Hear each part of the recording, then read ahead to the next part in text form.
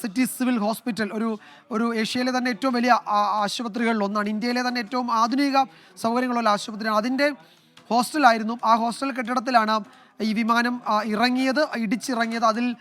അതിന് 2 കെട്ടിടത്തിനും സാരമായ കേടുപാടുകളുണ്ട്.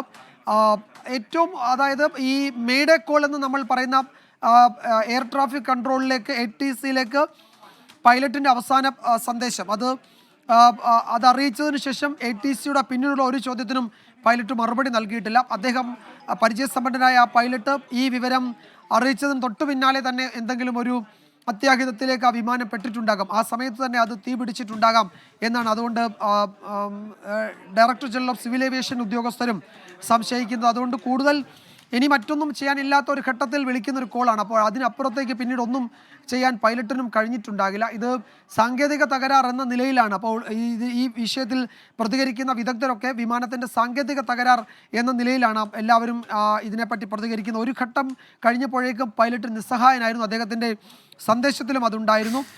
അദ്ദേഹത്തിന് കൂടുതലൊന്നും ചെയ്യാൻ കഴിയില്ല എന്ന് അദ്ദേഹം ആ കോളിലൂടെ എയർ ട്രാഫിക് കൺട്രോളിനെ അറിയിച്ചിരുന്നു എന്നാണ് പറയുന്നത്. അതുകൊണ്ട്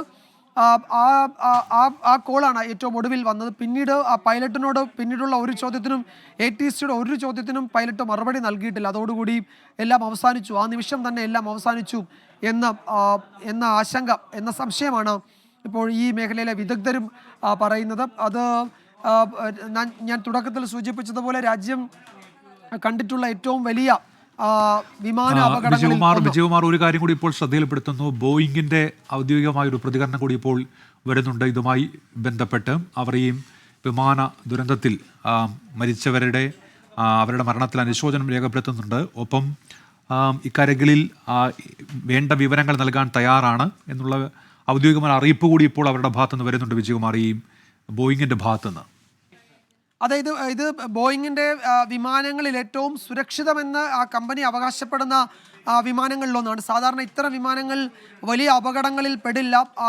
അതിൻ്റേതായ ഒരു കേപ്പബിലിറ്റി എന്ന് വെച്ചാൽ ഈ പ്രതിസന്ധി ഘട്ടത്തിൽ അതിന് നിലനിൽക്കാൻ പറ്റുന്ന തരത്തിൽ അതിൻ്റേതായ സംവിധാനങ്ങളുണ്ട് എന്നാണ് പറയുന്നത്. അപ്പോൾ ഈ അപകടം എങ്ങനെ ഉണ്ടായി എന്നത് വലിയ ചോദ്യമാണ്. ഉന്മേഷ്, ഏറ്റവും പ്രധാനം നേരത്തെ ഉന്മേഷുമായി സംസാരിച്ച വ്യോമസേന പൈലറ്റ്, റിട്ടയർഡ് പൈലറ്റ്, അദ്ദേഹം സൂചിപ്പിച്ചത് തന്നെയാണ്. ഏതാണ്ട് 9-9.5 മണിക്കൂർ ഫ്ലൈ ചെയ്യേണ്ട ഡിസ്റ്റൻസ് ആണ്. അപ്പോൾ അത്രയും ദൂരം പറക്കേണ്ട വിമാനമാണ്. അത് സാങ്കേതികമായ മുഴുവൻ പരിശോധനകളും പൂർത്തിയാക്കാറുണ്ട് അതിൻ്റെ വിമാനത്താവളങ്ങളിൽ ഇറങ്ങുന്ന സമയത്ത്.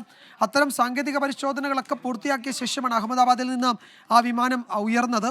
ഇന്ധനം നിറച്ചിട്ടുണ്ട്. അതിൽ ഫുൾ ലോഡാണ്, അതിൽ ഫുൾ കപ്പാസിറ്റി ഇന്ധനം അതിലുണ്ടായിരുന്നു. അപ്പോൾ അത്രയും ഇന്ധനവുമായി പറക്കുകയാണ്.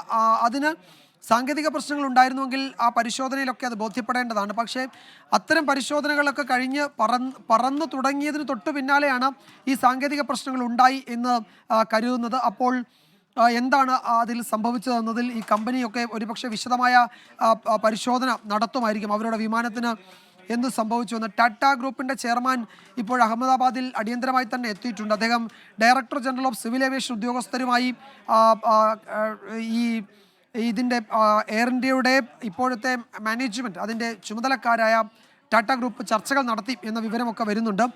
രക്ഷാപ്രവർത്തനം ഏതാണ്ട് പൂർണ്ണമായിട്ടുണ്ട്. അതായത് ആ ആക്സിഡൻറ്റ് സൈറ്റിൽ നിന്ന് മുഴുവൻ പരിക്കേറ്റവരെയും ആ സമയത്ത് ആശുപത്രിയിൽ എത്തിക്കാൻ പറ്റുന്ന മുഴുവൻ ആളുകളെയും അവിടെ നിന്ന് എത്തിച്ചിട്ടുണ്ട്. തീ ആളിപ്പടരുന്നത് ഒഴിവാക്കാൻ വേണ്ടി വേണ്ട നടപടികൾ സ്വീകരിക്കുകയും അത് നിയന്ത്രണ വിധേയമാക്കുകയും ചെയ്തിട്ടുണ്ട്.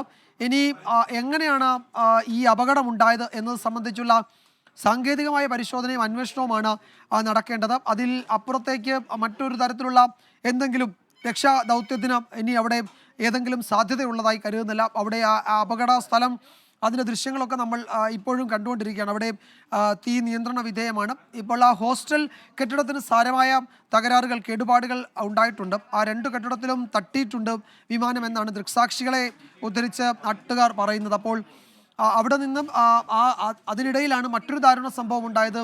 5 മെഡിക്കൽ വിദ്യാർത്ഥികൾ അവിടെ മരിച്ചു എന്ന വിവരം കൂടി വരുന്നത്.